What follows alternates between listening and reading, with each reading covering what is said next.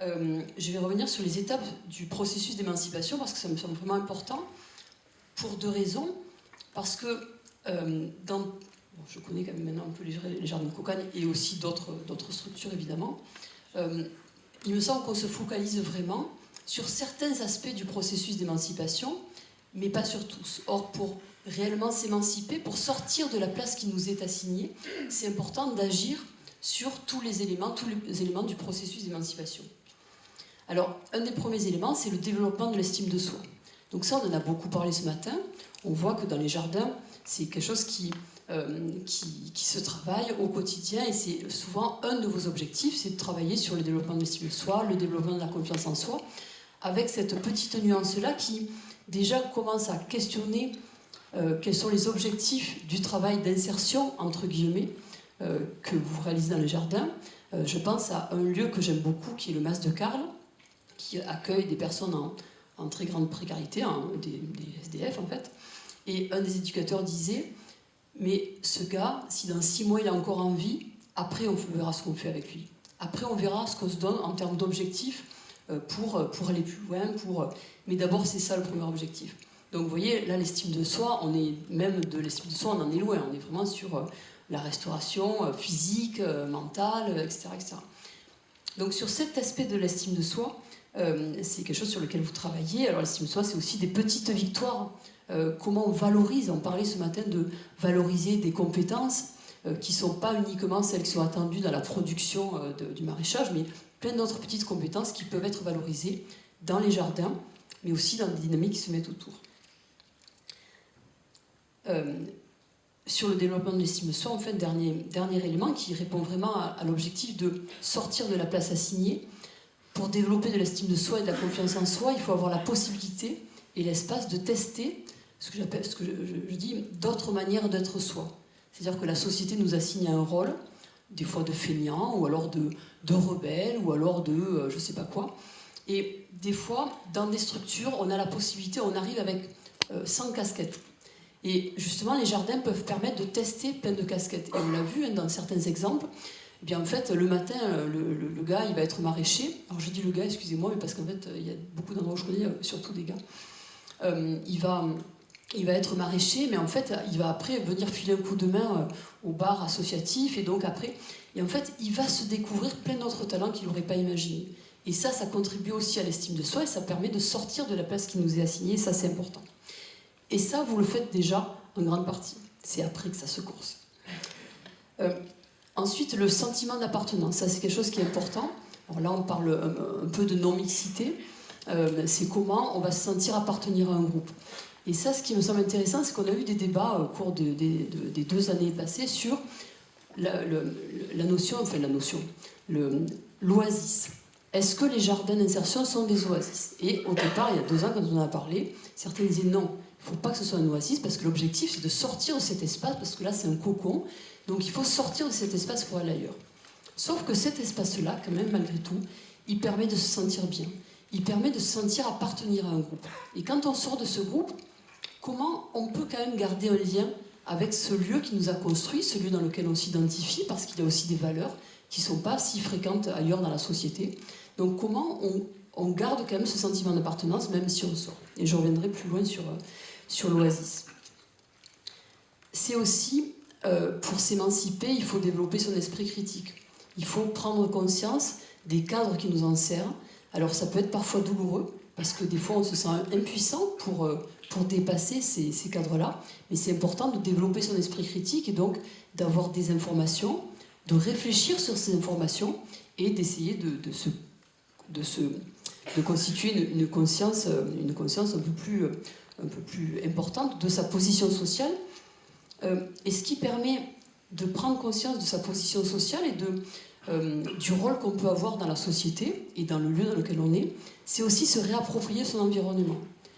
Et je pense à quelque chose qui nous avait été retracé l'année dernière sur un des jardins, et qui nous disait, mais alors j'en parlais tout à l'heure dans l'atelier, il y a des personnes qui arrivent dans le cadre du chantier le matin, enfin dans le jardin, et on leur dit, aujourd'hui on va planter 4 rangées de carottes, 3 rangées de poireaux, 3 rangées de gna-gna, et ça, ok, donc les personnes plantent et repartent le midi, sans avoir du tout conscience de pourquoi ils plantent tel légume-là, à quels enjeux ça répond, c'est quoi une chaîne de production, et donc de s'approprier le sens du travail.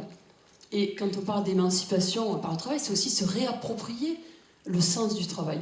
Et j'ai l'impression, parce que j'ai observé, alors j'ai pas fait d'études spéciales sur le sujet, mais en tout cas j'ai l'impression qu'il y a une certaine désappropriation du sens du travail dans certains endroits. Et donc je trouve que ça c'est quelque chose qui est vraiment important, en tout cas dans le processus d'émancipation, pour prendre conscience de la place qu'on occupe dans un système, et donc d'essayer évidemment de grandir dans ce système-là, et ensuite d'avoir des ailes pour aller ailleurs. Ou pas, j'y reviendrai.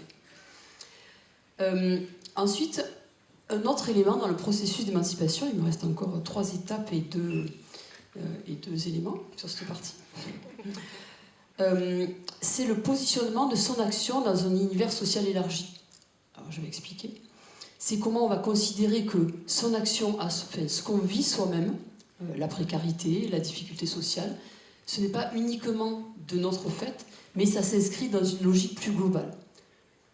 Le problème que je rencontre moi, il rencontre des enjeux qui sont plus généraux, qui sont sociétaux, et donc qui font que moi, avec d'autres, on partage les mêmes préoccupations. Je vais citer Marion Carrel qui dit « Cela permet de transformer une indignité privée, vécue dans le silence et l'isolement, en une expérience partagée, à l'inversion du stigmate et à la reconfiguration identitaire. » Donc ça, c'est vraiment quelque chose qui est important pour sortir de ce stigmate de la précarité. Donc ça, c'est quelque chose qui est vraiment important dans le processus d'émancipation. Donc vous voyez que petit à petit, on part de vraiment l'individuel, ce qui est au fond de soi, donc l'émancipation individuelle, et que petit à petit, on se rapproche de la dimension collective et politique, évidemment. Autre étape, c'est la production d'un contenu politique. C'est comment on va transformer la situation initiale. Il y a une situation initiale qui est insatisfaisante dans sa vie personnelle, qu'on va travailler au sein des jardins et ailleurs, et comment on va essayer de produire quelque chose. Alors quand on dit production d'un contenu politique, c'est de suite un grand mot, mais ça peut se traduire par plein de solutions ou de propositions qui peuvent être différentes et qui peuvent être à plein de niveaux. Mais en tout cas, c'est comment on va être en capacité d'une situation individuelle à le transformer en enjeu social. Et ça vient très vite, en fait. Toutes les questions, tout ce qu'on rencontre dans la vie quotidienne est un sujet politique, je dirais. Et enfin, dernière étape sur ce processus, et après il y a des conditions, c'est la rupture, tuer le père. C'est comment, à un moment donné, en fait, quand on parcourt toutes ces étapes du processus d'émancipation, et donc c'est pour ça que c'est important de l'étayer, d'accompagner, ça ne veut pas dire faire à la place ou orienter vers telle direction, mais c'est étayer, être là en soutien de ce processus-là. Parce que le risque avec le processus d'émancipation, et je pourrais vous renvoyer vers des auteurs qui ont écrit des choses vraiment intéressantes sur ça, sur comment, dans beaucoup de luttes pour l'émancipation, les luttes des femmes, les luttes des travailleurs, à un moment du processus de libération, il y a eu une tendance à reproduire les dominations auxquelles on était soumis. Et donc, des ouvriers, par exemple, dans l'international, c'est, alors je n'ai plus le terme, mais en gros, c'est on va tuer les patrons, on va prendre la place des patrons, etc. Est-ce que c'est ça la libération? Est-ce que c'est ça l'émancipation? Et donc, comment on est attentif à ne pas reproduire les dominations? Et par exemple, on a des parcours, ce matin on parlait, vous savez, de parcours d'émancipation de personnes qui étaient beaux, qui en plus font plaisir, ça fait du bien de voir ça aussi.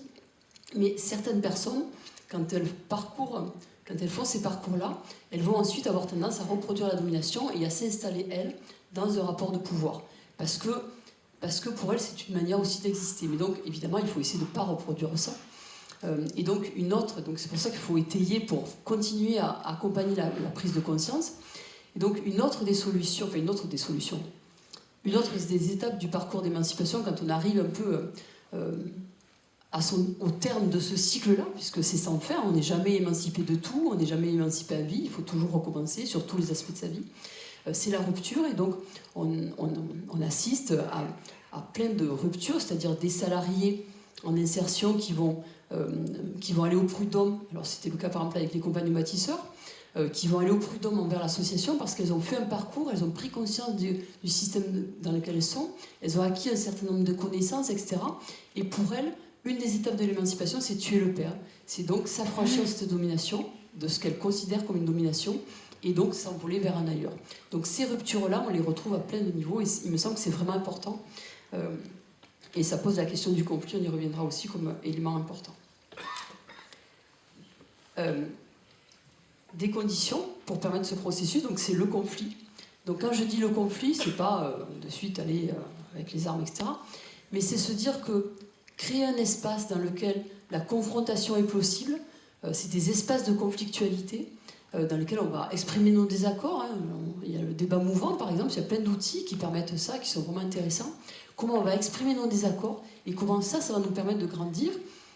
Et c'est Corcu, justement, qui dit, mais l'objectif, c'est pas de créer une société de même, d'identique, mais c'est comment on fait exister les diversités et comment on construit et on avance avec ces diversités. Une autre des conditions, c'est les lieux sécurisants, hein, j'en ai déjà parlé, la fonction de l'oasis, c'est vraiment important pour développer le processus d'émancipation, et des expériences positives, donc ça j'en ai déjà parlé aussi. Donc, vous voyez, c'est vraiment important d'articuler l'émancipation individuelle, mais qui conduit à l'émancipation collective, et ce travail sur l'étayage de l'émancipation individuelle doit mener à l'émancipation collective, et je reviendrai peut-être après sur comment on travaille l'émancipation collective. Merci Virginie.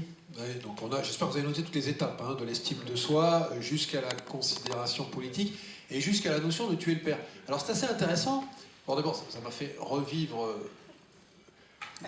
le sens profond de la guerre des étoiles. Enfin, non mais je vois, parce que tuer le père, c'est aussi finalement renverser le pouvoir, en fait. Hein. C'est bien ça, et s'affranchir de la tutelle tout en créant de la résistance. Voilà. Et ça m'a fait penser à un deuxième truc, moins personnel, c'est qu'on a reçu une lettre d'une personne d'un jardin, une personne en CDI, jardinière, on va dire, en plus ou moins anonyme, qui est très, très charpentée, 4-5 pages. On la versera au dossier. Elle sera versée certainement au dossier. Et on voit bien dans cette lettre, qui est très très bien écrite, remarquablement étayée, à quel point c'est une personne qui était déclassée. Elle dit, j'étais à Pôle emploi, j'ai travaillé, j'étais avec les gens de droite. C'est marrant parce que c'est un clivage, elle a essayé de reconstruire un clivage gauche-droite, alors Pôle emploi c'est les gens de droite. Voilà.